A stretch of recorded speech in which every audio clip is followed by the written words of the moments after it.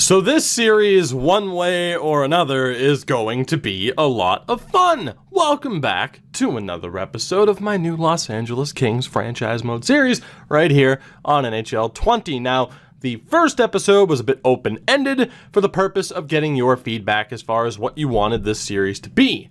As per usual, I have two franchise modes running concurrently. One is more fantasy-based, which is the Milbury Mode Chicago franchise, and one's a bit more realistic. Now, I wanted to do a series that was even more challenging, much like we had done last year, and we talked about it in that first episode. The Carolina series is now kind of the standard for, hey, a lot of set rules in place beyond just what the game provides in the first place. Shout out to my neighbor's extremely loud truck that you might be able to hear in the background, but damn it, I'm going for it. But that series really set the framework for what a challenge series is on this channel, and a lot of you, wanted me to go back to a series like that, and that is exactly what we're going to be doing. Now, this episode is going to be us going through the season.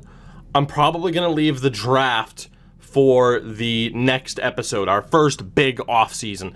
And that is because, as we've talked about, in the first episode of this and with the Chicago series, we're going to be leaving the rosters the same for this first season, just to see how it plays out, how things go, prospects develop, and it's really going to help us figure out what moves we want to make in this upcoming off-season, because as it is, we know this team's going to be bad. You'll see the lineup in a minute. I've made it worse. But there was a lot to talk about, a lot of rules to craft with your feedback. So I'm going to take a minute to go over said rules. You can find them in the description. It'll be easier to kind of read along, I think. But there are a lot of rules to talk about as far as what this series is going to be, the extreme limitations that we have on ourselves for this series, and again, what it's going to be. So it's going to be another pretty setup-heavy episode, but we are going to sim the initial season, and the hope is that we win the lottery. So first and foremost, when it comes to the rules, morale is on. However, morale meetings are off, just for the sake of time and simplicity. Pretty straightforward. So morale is on. Injuries are on as well. The slider is going to start at a 15, which normally has injuries be a little bit more consistent than 9 out of 100, which is what I normally set it to. But we're going to go with 15 for the moment, but I want injuries to be a factor, so they will be. And again, with the morale system, I don't mind the morale system, to be honest. It's kind of nice. I don't like the meetings, though, for the sake of, a YouTube series. It just adds a bit too much. So morale meetings are off. Fog of War is on. Much like in the Hurricane series, the only thing we're going to be able to see, though, is player role without scouting. And we'll get into that and why player role is so important in a few minutes. Now, we also are going to be maintaining the goals for the season approach, where at the beginning of every season, you guys, based off of what the team looks like, decide what our goals are for the year. And this time out, and damn it, I forgot to write down the name, and I'm so sorry, but you know who you are. One of you left a spectacular comment that I love. This time out, though, unlike in the Hurricane series where we had one goal, we're going to have 3 objectives every season. If I fail one, we have to give up a C-level prospect or a 3rd-round pick. If I fail 2 of the goals, that's a B-level prospect or a 2nd-round pick. And if I fail all 3, we have to give up an A-grade prospect or a 1st-round pick. Now, a C-level prospect, we're talking medium top 9 forward or medium top 6 defenseman who still has a potential to grow. We're not talking like a 24 or 25-year-old. With a B-level prospect, we're talking medium top 6, medium top 4, and with an A-level, we're obviously talking an elite. So I really like that rule. Get you guys a little bit more involved as well to give us 3 different objectives every season. And the final kind of general rule before we get into like draft and trade specific is that players cannot be played below their current role. If it's a medium, or actually the medium wouldn't work. If it's a 3rd line forward, they cannot be played on the 4th line. If it's a 2nd line forward, they cannot be played on the 3rd line. If it's a medium top 4 defenseman, they have to play on the top 2 pairings, right? pretty straightforward. I guess a top 4 defenseman has to play within the top 4. You get the point, right? The first liner can't play on the second line. Same thing that we had in the Carolina series. And again, that is why player role is so important and why it's the only one that we can see outside of Fog of War, so that if we make a trade or a free agent signing, we know who we're bringing in. And that makes it so that we have to be a little bit more meticulous about who we go after. I can't just stock up on second line forwards. We only have 3 seconds, space for 3 second line forwards. Ideally, technically we could have more if we only have 1 or 2 first line forwards. As it is, I believe Andrzej Kopitar is our only legitimate first line forward that we start off with on this team. So those are kind of some of the general rules. Getting to the draft and talking about the draft specifically, a lot of the rules are going to be staying the same, basically. It is going to be that we are only allowed 7 draft picks per draft, no more than 2 picks in the same round, so I can't have 3 first-round picks. I have to pick... Now, here's the one that's a toss-up right now. Here's the one that's a toss-up, and actually we'll get to that in a moment. I can only trade up once and down once, and I have to pick one of each position, which means a left wing, a center, a right wing, 2 defensemen, a goalie, and then I get a free pick, 1 extra pick. Here's what's up for debate right now. Now, initially what we had it as is that we're not allowed to scroll down. And actually here, let me go back to viewing the draft class. So if we had the number 1 overall pick, we get to the draft, these are the only players I'd be allowed to look at. I'm not allowed to scroll down to try and find somebody even better. I mean, unless I have to, in which case it's like, oh, okay, I need to take a left wing. I haven't taken a left wing yet. Let me scroll down and find the first left wing that I get. That kind of deal. But what I liked is that someone suggested that, or a couple of people actually suggested that I have to take players. There's 2 different ways to do this. Either no scrolling down, and I have to pick based off of, there's just so many ways, Jesus Christ. I'll probably leave a straw poll as well, or the thing on the iCard. Not entirely sure, and if I forget to, let me know in the comments. But this is one of the ones where I'm still uncertain, and it's because we have to wait and see what happens this season. We can either do the whole no scrolling down thing, and look, I know for some of you are going to be like, Jesus, Tookie, there's already too many rules, that was so confusing. We'll get there. Stick with me on this. It's going to be worth it because the series is going to be a lot of fun. And plus, if I fuck up, that counts as a failed objective and we lose a pick, so it's going to be great. So we can either have it where there's no scrolling down, and I take whoever I want based off of that. We can either have it so that I can only suggest who our scouts are recommending. So if we were in the draft, I'd only be able to take one of these 3, and I'm allowed to look at their stats and their scouted attributes. But there was also the suggestion of no scouts at all, which means I would have to pick solely off of stats. Now, I am wondering if, and I've never done this, which is why I'm wondering this, if I have no amateur scouts, only pro scouts, will scout suggestions still show up? I believe the answer is yes, considering the fact that right now I have nothing but pro scouts assigned, and scout recommendation is still popping up. So really there's a couple of different ways to do it. Like I said, whether or not we have amateur scouts or not, that's still up for debate.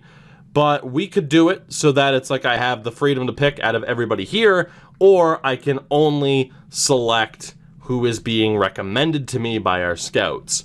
If we do scout recommendation, then that probably changes the whole having to pick one of each position thing. So that's still up for debate, and I want to know which way you guys would prefer me to, handle the drafting this year. Do we have it just, okay, it's these 7, or do I have to go off of scout recommendations, and the rules will change around that a little bit. So probably got a little bit confusing on that front, and I'm sorry, but it's still a toss-up, and I didn't want to put out like a 2-minute video being like, hey, here's this situation, vote on this, and then you'll get the 20-minute plus episode later. Getting to the trade rules, it is pretty straightforward. The trades have to make sense for the AI. I can't abuse broken values. Only 1 AI draft pick per trade if I go after a trade. And if a player is on the last year of their no-trade clause and I'm out of the playoffs, I'm allowed to do a wheel spin to see if they are willing to waive that clause to go to a team. So, for example, on this team right now, Anze Kopitar has a no movement clause in Season 1. His contract doesn't expire, but say Kopitar has that no movement clause. If we're not a playoff team, I'm allowed to essentially ask him to waive it so we can deal him to a team. If it comes up no, we don't get to move him for anything. If it comes up yes, we get to move him. Pretty straightforward. Now, here's the other thing I was considering. The Carolina series last year, there was a certain feature that wasn't in franchise mode that's here now, and that is the trade finder, which has me thinking maybe, just maybe, if I want to trade away a piece, I set up the trade finder. Now, I'll probably set up the trade block for what I need, and that way, that's my way of telling the AI, like, hey, this is what I'm looking for. But if I want to get rid of somebody, I think using the trade finder is the best way to go. I genuinely do. I think that's the best way to go about it, to use that feature a little bit more. So it kind of takes me finding the trades out of the equation. I can set up the trade block and hope the AI listens, but if I want to get rid of somebody, we use the trade finder, which honestly I think I like. Let me know for sure if we want to limit my, ability to trade through the trade finder itself. But I honestly really like that, and I'm probably going to go with that unless someone's really against it. And again, that limits my ability to kind of fleece the AI. I'm not going to be allowed to use these high-value players that I know we're never going to develop to get the job done. So let me know what you think on that. Free agency-wise, it's the same rules as it was before. I'll let you read those as far as no movement, my limitations, as far as who I'm allowed to sign in free agency. The fact that, if I'm renegotiating a contract or just negotiating a contract in general with a free agent, I'm only allowed to up the year or lower the year by 1. So if someone's looking for a 3-year deal, I can only counter with a 2 or a 4. And when it comes to the 85% trick, new rule on this one, I'm only allowed to do it if it doesn't push someone to a different no movement or no trade bracket. And what I mean by that is what we've done is anybody over 5.25 million, we spin for a no movement clause. If it ends up with it, then cool.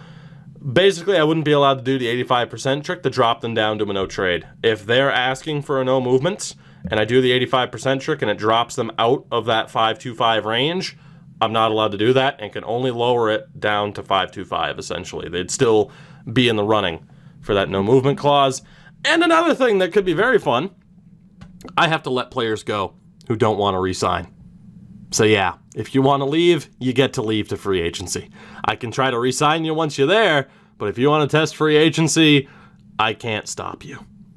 So there's a lot to digest there, I know, and there's still some things that are up in the air right now, which is why we're not going to go through the first off season with this team. But I wanted to give you guys a chance to kind of read what I'm thinking, what the options are, but we are definitely going with a very rules-heavy series yet again, as we're like 13 minutes into this video already, Jesus Christ. Let me get to the team and what we're dealing with right now, because again, I have made changes to this team. I went back, double-checked some overalls and some potentials, at the suggestion of quite a few of you. So like Adrian Kempe got a decent little boost, but you'll notice too, I've changed things up a little bit, like Prokhorkin, Furk, Rempal's on the team. That's certainly a difference. Of course, fourth line, grind line, third line is a defensive line. Rempal and Furk have been changed. I'm still going to have it so that I'm allowed to change players. Again, that's not... I'm not going to have that as a negotiable thing. I'm allowed to tell Anze Kopitar to be more offensive rather than a two-way. So some of the chemistry might change. Defensively, it's still rough, even though we improved Ben Hutton a little bit. One of the big talking points was Cal Peterson. And look, here's the thing with Peterson. If I'm not mistaken, he has 17 NHL games over the past 2 seasons. He has been phenomenal in those 17 games. He has like a .925 save percentage. It's only 17 games, guys. I don't overrate players based off of 17 games. And at the AHL level, he's been okay. He's been okay. The Ontario Reign aren't the best team, but he's only been okay. So at a 72, he is towards the higher end of the spectrum of AHL goaltenders, but I'm not overrating him. I'm just not going to do it. I'm sorry. I can't overrate someone based on 17 games. That's just not how I do things. You can disagree with it, and that's all well and good. the beginning of the Chicago episode, I talk about ratings and the subjectivity. You can check that out if you haven't already, okay? So that's the deal with that. But then down in the AHL, we did give Samuel Fogamo a little bit more attention. He's now a high top 9 and 65. In fairness, he was never a medium 9. He was a low top 6, but the game auto-reassigned it to a medium 9. Someone might still argue that's a bit underrated. I would disagree. Blake Lizotte got a big-time boost. He's actually been really good for the Kings this year, so he got a decent boost. But he, Grunstrom, Luff, and Moore, they're all depth forwards. So rather than have them be on a brutal NHL team, they're going to be on the AHL team. Depth forwards, by the way, for anyone who doesn't remember, we're allowed to play at either level. So all in all, we are looking decent. In fairness, with Grunstrom, Lizotte, Luff, Anderson, Dolan, basically everyone in the top 9 outside of Boko Amama. Sorry, I love him, but he's not a high-end prospect for us. We're looking good in terms of forwards. Defense with Anderson, Bjornfot, Dursey, and Clegg. We're looking good. Goalie-wise, it's brutal, although we did improve Matt Villalta a little bit. I do stand corrected in that we do have an elite forward that I forgot about because he wasn't signed. He was from the most recent draft, of course. That being one Alex Turcotte. Tyler Madden's there, too. Some people are going to be like, he should be a medium 6. Give it time. Give it time. I'm in disagreement on that. High 9 for now. But yeah, Tyler Madden's done pretty well. Okay? Now, again, I know that's going to be controversial. That's fine. Subjectivity. Kaliev's there too. So we're honestly looking pretty decent. We are. I mean, it's still going to take a little bit of work. We still have to be smart. In terms of the no movements and the no trades that we're dealing with already, I mean, Andrzej Kopitar, we're not going to move this year, but after this first season, the rest of his contract, which I believe is 4 years? Yeah, so 4 years after that, he has a no-trade clause, and basically we could only trade him to one of the top 7 teams in the league. Dustin Brown is on the same deal, where we could only trade him. Actually, in fairness, Dustin Brown is on the we could only trade him. God, I am botching this, and I'm sorry. I have so much going on in my head. Andrzej Kopitar. If we wanted to trade him after this first season, we would have to trade him to one of the top 7 teams. Dustin Brown, if we wanted to trade him at any point, it could be to anybody except the bottom 7. And Drew Doughty, it's the similar deal to Kopitar beyond 2024-25. So Drew Doughty's going to be here for a while. As it is, Kopitar, Doughty, Brown, Carter, Quick, the odds that we get rid of them are incredibly slim. Incredibly slim. So with that, and again, this is why I said check out the list of stuff in the description. Hell, watch back the first 15 plus minutes of this video if you have to. It's been 18 minutes. Holy shit. There was a lot to get to, I know, and I'm sorry. Probably difficult to digest for some people. But again, everything's in the description, and we will revisit all of this coming up. But this is what the majority of people asked for. And by the way, you would have seen it too. Icings and offsides are off. High scoring's on. We're going to try to get more of a high-scoring league going here for better or worse. So again, for this season, we're not going to make any changes to the roster. We have no amateur scouts because I want to test that out. It's just the question of whether or not that's the way we want to do things. But I know enough about the players in this draft and how I've set them up, particularly in the first round, that I'm not necessarily afraid to go into this draft without any pro scouts, or amateur scouts, I should say. So 7-3-3 through the opening month is pretty decent. What I want to do here, though, is take a look at the draft class again and see what we're dealing with. And okay, so we do still get scout recommendations. Okay.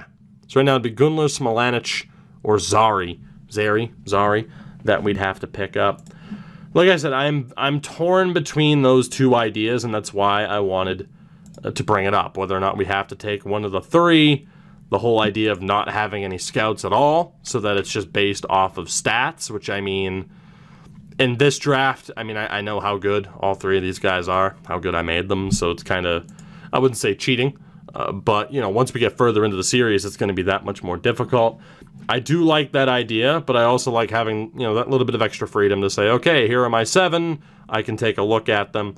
Even then, the whole scouts, no scouts thing, it's still a factor regardless of which way we want to choose for me to be able to handle the drafting. So, we're doing okay. The thing is, too, I'm trying to get this video done and dusted. So, yeah, I'm not necessarily in a rush, but I was looking over the feedback in the comments and sorting the rules, and I saw how many people are like, hey, Fogamo, and I'm like, damn it. So let me restart this, which means I have to reestablish the rules, rehire and refire coaches and scouts to optimize that a little bit.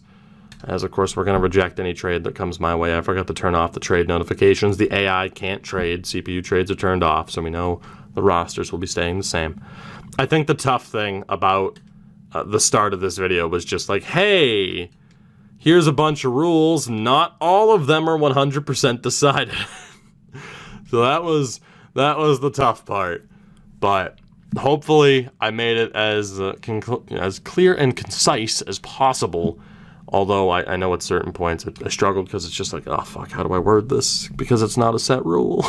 But, again, I'm looking forward to this series. I feel like the rules, while it's a lot to just... It's kind of like starting a story game, and it's like, here's 15 minutes of exposition straight into your face. Like it's fucking Fire Emblem or something. Shout out to the Twitch crew. But...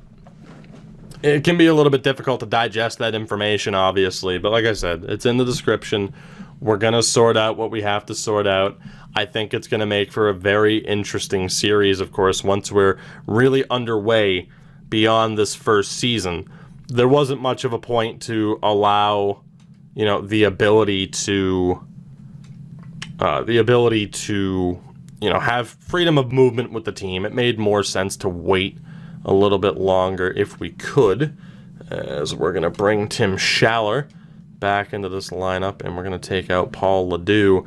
It shouldn't have told me that Schaller... I guess it said, oh, multiple players are good to be dressed. It shouldn't have told me that he was even good to go unless he was 100% healthy. So if he gets hurt again, I'm going to be pretty frustrated.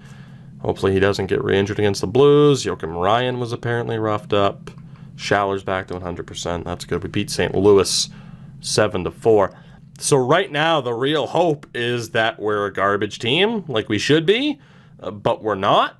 We're hanging around 500, which is incredibly scary. We hit the halfway point of the season, and that's good enough cause to take a look around. We are 1 point off of the Pacific Division lead, which is horrifying. As Edmonton leads the division right now, Arizona's right there, Vegas is right there. Really, no team is out of it, outside of Calgary, who are bizarrely terrible. That is the current group. Travis Hamonic is in as a forward, unless that's inaccurate, but this isn't affected. At least that was their lineup apparently on the 7th. I mean, but still, it's Calgary. You know what their lineup looks like in Season 1. They shouldn't be that bad. The Central, Chicago, Dallas, Winnipeg, Colorado, Minnesota. Again, as per usual, St. Louis a little bit off the pace. Nashville's terrible for no particular reason. The Atlantic is Boston, Florida, and Buffalo. Detroit way down there. Montreal way down there. And in the Metro, it's Pittsburgh, Carolina, Philadelphia, Washington, and New York. With Columbus, the Islanders, and Devils, who are horrible. All of them just way, way out of it right now. So Pittsburgh leading the way. The Devils very much not leading the way. In terms of goals for, Anaheim has a very anemic offense, whereas Pittsburgh's is out of control. Goals against per game, Montreal allowing the most. Florida and San Jose allowing the least, which is pretty surprising. Top power play, well, it's not Philadelphia, but it is the Bruins. And the top penalty kill, 86% for the Florida Panthers. New Jersey killing just 67.8% of their penalties. That is a disastrous number. As far as our team is concerned at the halfway point here, Kopitar is doing well, 57 points, 46 for Kempe, and Iafallo, our top line, all at least a point a game. Jeff Carter, just a little bit under it. Dustin Brown's having a great season. Nikolai Prokhorkin doing quite well as well. A decent fill-in player in the top 6 for this season. Trevor Lewis doing quite well on the 4th line. Amadio's, he's doing okay. Rempal with 13 points. That's decent. Ferk, not doing so hot. Wagner, Schaller, and Asimont, who's played 10 games, has 1 point. Obviously, he was just kind of random filler, guy who's not likely to develop into anything. Let's just have him as a healthy scratch. Our defense, oh God, Walker and Hutton leading the way. Doughty, very disappointing. And then Ryan McDermott and Roy. I was hoping for a little bit better from Roy in terms of point production. Quick hasn't been great. Peterson's been abysmal. That about sums up the goaltending. Let's take a look around the league quickly. Of course, we'll look again at the end of the year. Let's see what we have. Patrick Kane is destroying the league. Connor McDavid's up there. No real surprises. Strome works well, obviously, with Kane. Pasternak, Rantanen, Nuge, and Malkin just off of that 60-point pace. Goal-scoring leader, McKinnon and Kane with 34 each. Brendan Gallagher's killing it. Matthews is up there. Ovechkin and Barkov. For defensemen, the leader right now is John Carlson, which isn't surprising. Krug, Letang. You have Erik Karlsson and Dougie Hamilton. Keith Yandle's also at a point a game. Cale Makar on 35 points. The goal-scoring king right now is Brent Burns. Andy Green has 10 goals. Okay, then.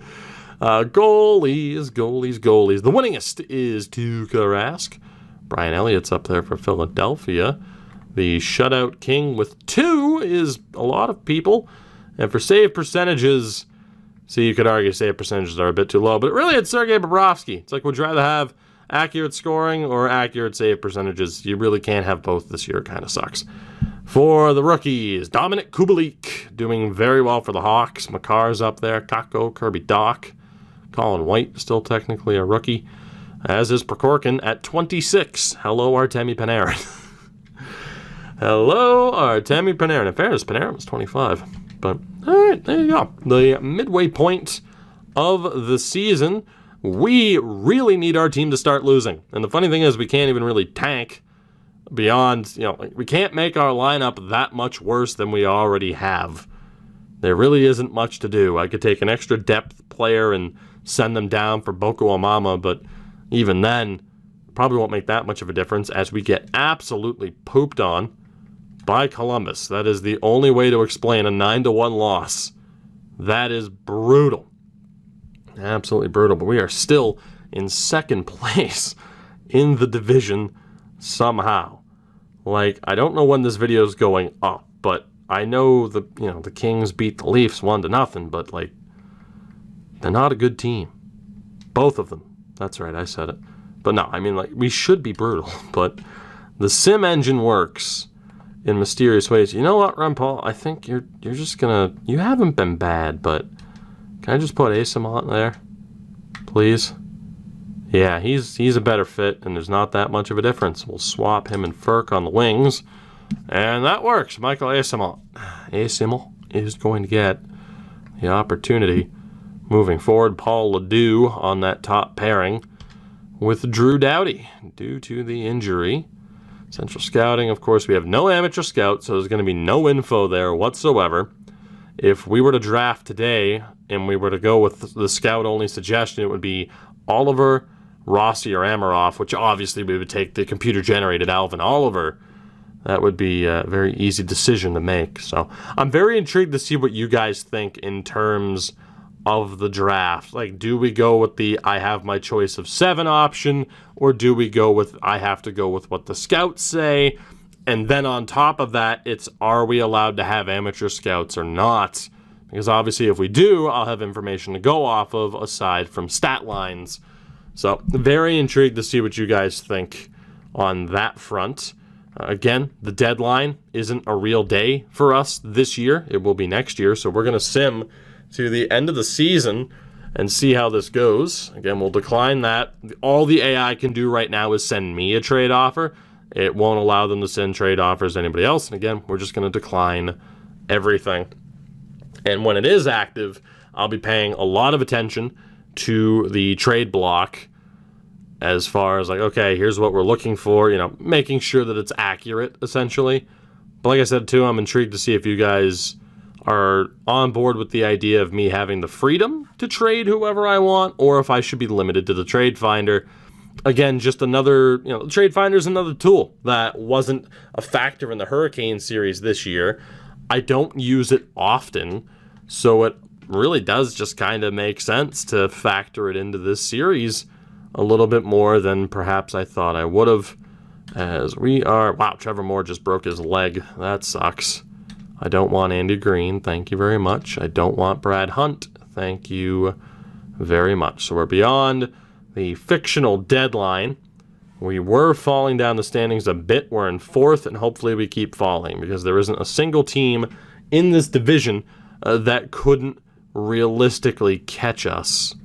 Do we have any injuries here for anybody that we care about? Not really. So we can keep the team the same. It was just Ontario that got jumbled up a bit. As I say that, Curtis McDermott goes down to injury for about 2 weeks. And we are continuing to drop in the standings. If Sean Dursey's back, I'm just going to hold off on putting him back into the lineup for now. As we're down into 6th, it could easily finish dead last in the division. McDermott's back. Let's get him in the lineup and see what else we are dealing with here. Paul Ledoux, take a seat. Big Kurt, welcome back. And then down in the AHL, it's going to be Stanton, who is taken out. Unfortunately, not much I can do about some of the negative chems on the defensive side of things with this team. Fogamo's showing up as a 69 overall now, which is great if that's real and not just due to morale. He'd be a +4 already. Of course, he should be in Sweden, but you sign him to a contract that automatically puts him on the Reign. So be cool, of course, in the future NHL to just be like, yeah, no, send this Swedish player back to Sweden where he belongs for now. The option to loan player is over. So we just missed the playoffs. Somehow we finished, though, with 36 wins, which is crazy to me. 4 points out of a playoff spot. It might have been closer. No, it was 4 points out of a playoff spot. Anze Kopitar is the man. Let's get a quick season recap here. And then we'll end this episode by seeing who ultimately won the Stanley Cup. So the Arizona Coyotes, Edmonton Oilers, and San Jose Sharks all made the playoffs. The Canucks slightly off the pace. Vancouver, Vegas, and Calgary being as bad as they were is pretty disappointing to see from the sim engine. Anaheim, I'd say that's about right. In the Central, Chicago, Colorado, Winnipeg, Minnesota, and Dallas make it. Always unsurprising to see St. Louis and Nashville struggle in Season 1 for no reason whatsoever. In the Atlantic, it's Florida, Boston, and Buffalo. Ottawa finished ahead of Tampa and Toronto. Sure. No idea why. Detroit was brutal. And in the Metro, it's Pittsburgh, Washington. Not saying no idea Detroit, why they were brutal. No idea, and Detroit was brutal. New York, Philadelphia, and Carolina all make it. The Blue Jackets, Devils, and Islanders. The Devils really turned it around in comparison to that slow start. So the Florida Panthers were the top team in the NHL, which is crazy. The Red Wings were dead last. The Dead Wings are back. Goals for Anaheim, the only team to score under 3 goals a game, which is crazy. Pittsburgh had the league's best offense at a 4.38. Goals against per game, Montreal sucked. Absolutely sucked. Only 3 teams allowed 4 goals a game. It was them, St. Louis, and Nashville, as Florida had the league's best defense/goaltending in terms of goals against per game. The dog might have a hairball in the background. Detroit had the worst power play. No surprise there. League's best was Boston, still. Penalty kill, league's best, Florida. And Boston, the worst, was New Jersey. Again, killing just a little bit over 2/3. That is absolutely horrific. It's the only way to phrase that. When it comes to our team and how we did this season from a point total perspective, we could get some good development because Anze Kopitar put up 105 points with 32 goals. Hairball again. Adrian Kempe was great.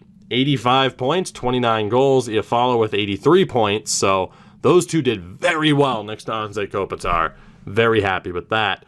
Jeff Carter still put up 35 goals at 35 years old with 78 points. That's phenomenal. Dustin Brown was phenomenal as well at 74 points.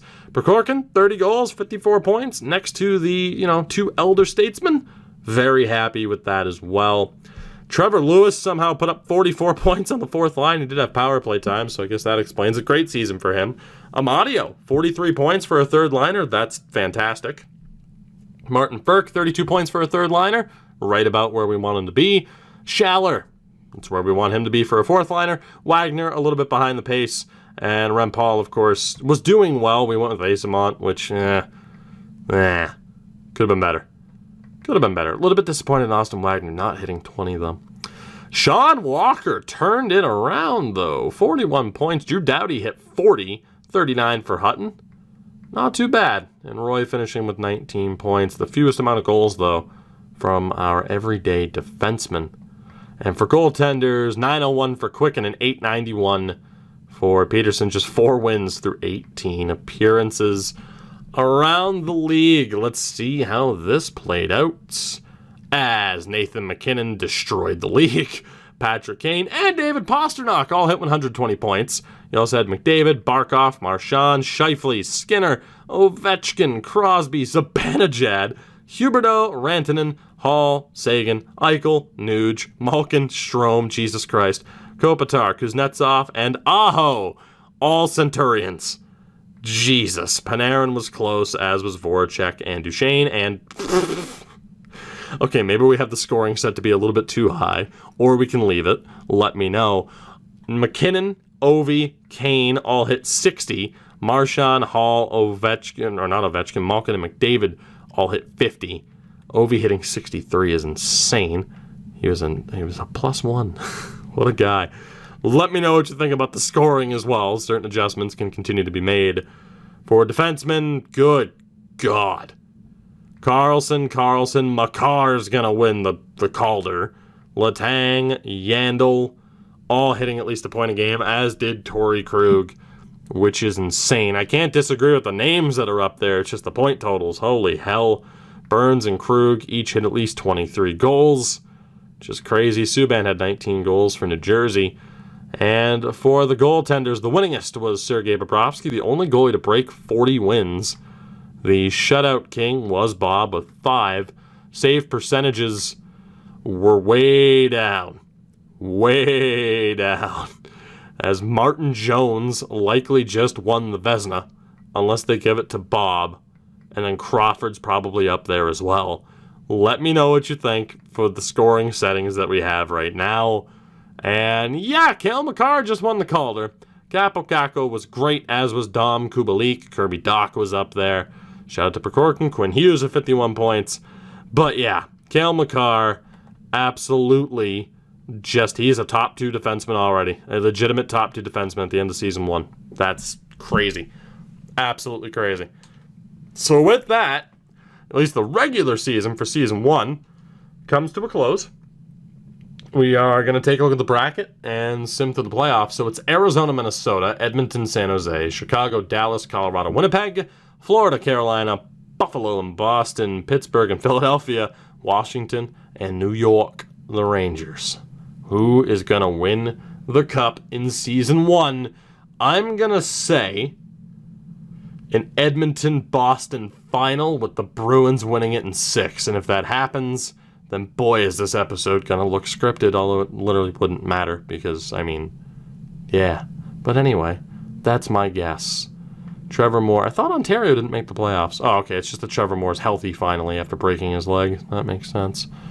Let's see what we got. Who's going to win it all? The answer is, drumroll please, the Philadelphia Flyers, which really could happen with how good of a damn run they are on in real life. It is insane the level that the Flyers are playing to right now. So there you go. They beat Pittsburgh in 7, Washington in 5, Florida in 6, and then beat the Winnipeg Jets in 5 to take home the Stanley Cup. The Rockford Ice Hogs beat the Syracuse Crunch in 4 games. So Chicago over Tampa in a final again. Let's take a look at that Philly roster. You know what it's going to be. It's just a matter of the point totals, in which case Claude Giroux absolutely dominated. 33 points. Voracek, Coots, JVR, Konechny, damn. Of course, Lindblom's in. Not taking him out. Get well soon, Oscar. Farabee ended up playing for them.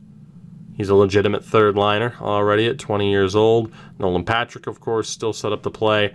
The Derek Grant edition clearly pushed them over the edge. For defensemen, Provorov, Ghost Bear, Niskanen, Sanheim, Haig, and Braun. That's what you'd expect, I'd suppose, although Ghost wasn't scratched. They ran with Brian Elliott, and it was the right choice. 9-17 over Catahat. So Brian Elliott gets it done. Hart will definitely be the starter next year. That literally, won't be a surprise at all. For the awards, of course, we know Philly wins the Cup. Nathan MacKinnon wins the Art Ross. The Hart goes to Patrick Kane. The Norris to John Carlson. The Lady Bing to Kane. The Calder goes to Cale Makar. Conn Smythe to Claude Giroux. Tristan Jarry wins the Vezina. The Jennings to Bobrovsky. Brendan Dillon to Masterton. The Selke to Ryan O'Reilly. Patrick Kane wins to Ted Lindsay. And the Rocket Richard to Nathan MacKinnon. Down in the AHL, Adam Ernie put up the most points. League MVP was Dylan Dubé. Most goals, Vitaly Kravtsov. Top rookie was Kravtsov as well. Timothy Liljegren, the top defenseman. The top goaltender, Mike Condon. And the MVP of the playoffs, John Quinville for the Rockford Ice Hogs. So with that, although, quickly, Tobias Bjornfot led the AHL team in points, showing up as a 74, so he could very well make the NHL squad next year. Just to take a look, yeah, I had a feeling it did some weird call-ups and send-downs, but like Fogamo only was 16 points. That's pretty disappointing. But good seasons for Bjornfot and Mikey Anderson. Very happy about that. Cale Clegg as well, up to a 76. So there's a really good chance our defense changes for the better next season without us even having to bring in anybody else. So with that, we are going to call it an episode. I will give you the lottery results, of course. We'll see where we're going to be picking. We do have, of course, some things to still decide that I want to hear from you guys as far as when it comes to scouting. How do we want to do it? First and foremost, am I allowed to have amateur scouts? And then secondly, am I allowed to select from the 7 on the draft board? Or do I have to take a scout-suggested player? Let me know what you think there. And then again, when it comes for trading, I'll set up the trade block to get offers. But if I want to make a trade, do I have the freedom to do so? Or do I have to use the trade finder to see what's out there? Let me know what you think. Much easier to just phrase it that way as far as what we have to do. Let's find out the lottery results. Where will we be picking? 13th. No lottery luck for us this year. The Islanders just won the Lafreniere sweepstakes. So not too shabby at all. So if we were to go off of scout suggestion, it would be either Zykov, Gunler, or Rodion Amarov. Not too bad. A Russian defenseman. Boy, we couldn't have used that in a different series. So with that, I thank you very much for watching this episode and supporting this series. Of course, it's not going to let me stop simming, but that's okay. I will go through the outro anyway. I thank you very much for watching and supporting this series, for supporting this channel, for supporting me. I cannot tell you how much I appreciate your time, and I hope you enjoyed. And the entertainment value for whatever it may be. I hope I could at least make your day better, at least be the background noise to whatever the hell. If you did like the video, of course, I'm a YouTuber. I gotta tell you, like the video, subscribe if you haven't, notification bell if you want to. I don't give a damn. Check out everything in the description if you haven't already, as far as the socials, Discord, Twitch, where we stream basically every single night, and of course the Patreon, and a shout out to my patrons there. I love you so much. Thank you for choosing to, again, support me on that extra level. It is greatly appreciated. I will see you guys in the next one. Looking forward to seeing what you have to say in the comments as far as those unanswered questions, because that is going to dictate what happens as we move forward with this series.